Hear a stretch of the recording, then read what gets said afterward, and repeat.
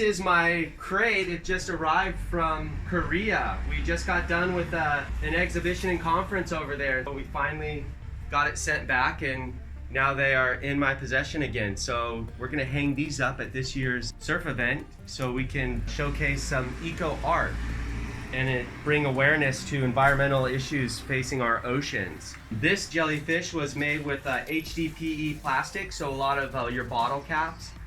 For this one, the cordage here is nylon from fishing nets and fishing ropes, which is the #1 problem facing our oceans right now in concerning plastic.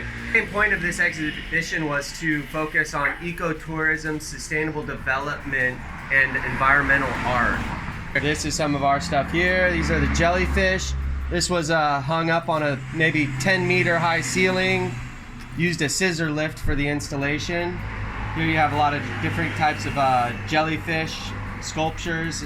Jellyfish are interesting for a topic because they were the first multicellular organisms on the planet, and they will probably be the last.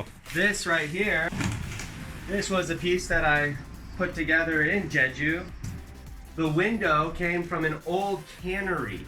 This was a fishing cannery that was abandoned for several years, and me and a few artists went in there and we were like kids again because it was like time frozen. These old labels were from the old canning process, and it was amazing to see these boxes of unused labels from like maybe the early 1980s, late 1970s, and it was just time frozen. So I took a window, I took these labels, and I thought it was real interesting because in the early 1980s, we were just starting to realize about the plastics issues facing us. And nowadays, we can see that plastic is finding its way into our food chain. Looks like we got some more treasures in here.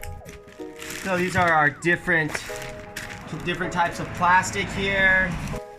This is also from the cannery here. It's like Christmas, except I already know all my presents. This is pretty much self-explanatory. Plastic in a can. What else do we got in here? Bunch of small plastic bits. In making surfboards, there's a lot of extra resin in the process, and this resin is a beautiful material to work with, and it's also extremely poisonous. So trying to find a home for it is something we try to do. This is filament that goes into a 3D printer. This is from recycled plastic on Taiwan's beaches.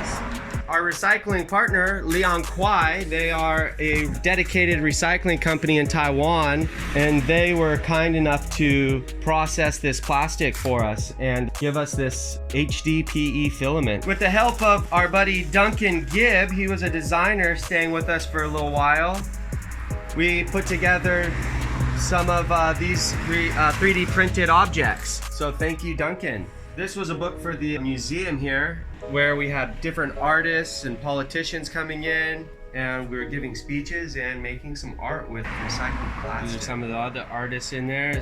Every one of those artists is very dedicated to what they were doing, very conscientious towards the environment and the ecosystems that are being affected by pollution.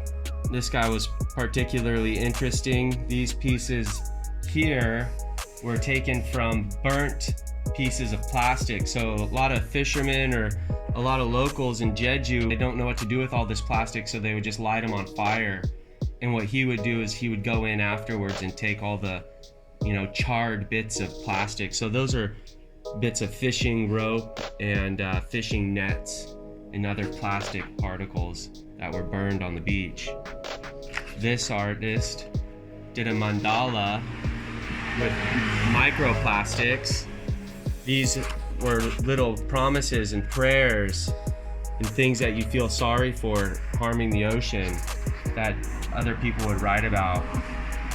Yankura was the man who was single-handedly responsible for organizing this event. He pulled it off. He did a great job inviting all of these eco artists in here.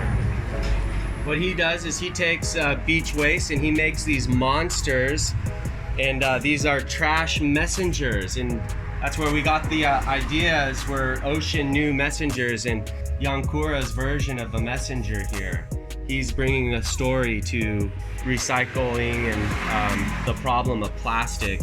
He gets inside of this and he's dancing to music, to what's called a shamisen.